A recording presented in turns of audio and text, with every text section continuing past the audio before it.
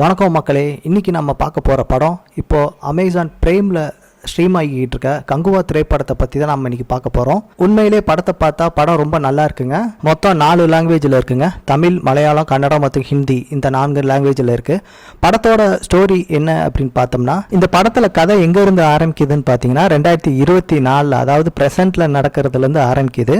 So இங்கே பார்த்தீங்கன்னா குற்றவாளிகளில் ரகசியமாக போலீஸுக்கு கண்டுபிடிச்சி தரும் கேரக்டரில் ஒரு சூர்யா நடிச்சிருக்காங்க. அவங்க பேர் தான் பார்த்தீங்கன்னா ஃப்ரான்சிஸ்னு ஒரு கதாபாத்திரம் இருக்குது.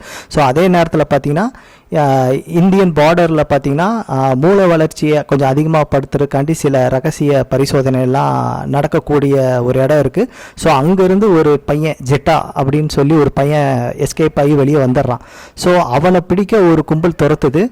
இதில் இந்த இடையில பார்த்தீங்கன்னா இந்த ஃப்ரான்ஸும் ஜெட்டாவும் ஒரு சந்தர்ப்பத்தில் சந்திக்கிறாங்க. அப்படியே இந்த கதை 1970களில் 5 தீவுகளில் ஒன்றான பெருமாச்சியின் இளவரசனாகவும் மக்களை காக்கும் வீரனாகவும் சூர்யா அங்கே இருக்கிறாரு. ஸோ அவர் பேர் தான் கங்குவா.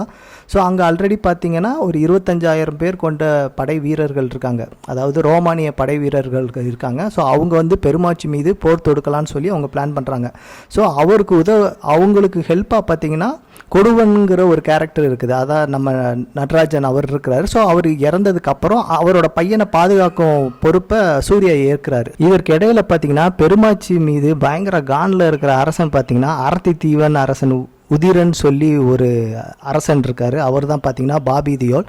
ஸோ பெருமாச்சியை அழிக்க ரோமானியுடன் கைகோர்க்கிறாரு.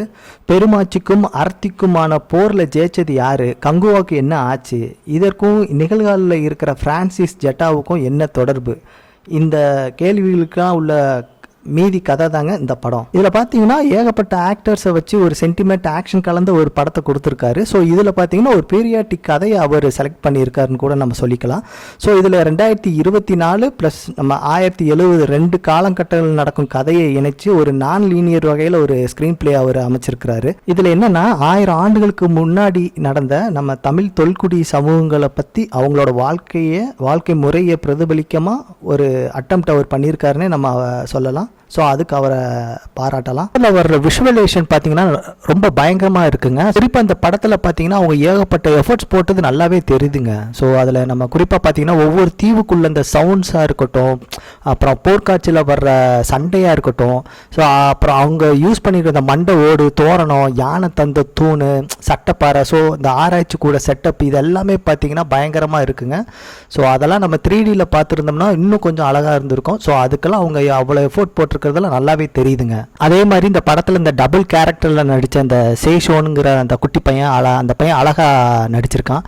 அதே மாதிரி கருணாஸ் ஒரு 2-3 சீன்ல வந்தாலும் ஸோ அவர் பங்குக்கு செம்மையா பண்ணியிருக்காரு. அதே மாதிரி தான் போஸ் வெங்கட்டும், அவர் பார்த்தீங்கன்னா இந்த நரித்தனமா வேலை பார்த்தாலும் அவரோட கதாபாத்திரமும் செம்மையா பொருந்துதுங்க. அதே மாதிரி படத்துல வர்ற செகண்ட் ஹாஃப்ல பெருமாச்சியில் இருக்க பெண்கள் வந்து எதிரிகளை வீழ்த்துங்கும் ஆக்ஷன் காட்சியெல்லாம் பார்த்தீங்கன்னா செம்மையா ஒர்க் அவுட் ஆகிருக்குது. மொத்தத்தில் பார்த்தா இந்த படம் சூப்பராக தாங்க இருக்குது. ஸோ நமக்கு எங்கேயுமே ஒரு போர் அடிக்கிற அந்த இதே இருக்காதுங்க. படம் என்னன்னா ஸ்டார்டிங்கில் ஒரு 15 மினிட்ஸ், அதே மாதிரி லாஸ்ட்டில் ஒரு 15 மினிட்ஸ் மட்டும்தான் கொஞ்சம் நமக்கு போர் அடிக்கிற மாதிரி இருக்கும். மற்றபடி பார்த்தீங்கன்னா அந்த ஃப்ளாஷ்பேக் சீன்லாம் வரும்போது உங்களுக்கு எங்கேயுமே போர் அடிக்காது. படம் அது வாட்டில் போய்கிட்டே இருக்குதுங்க.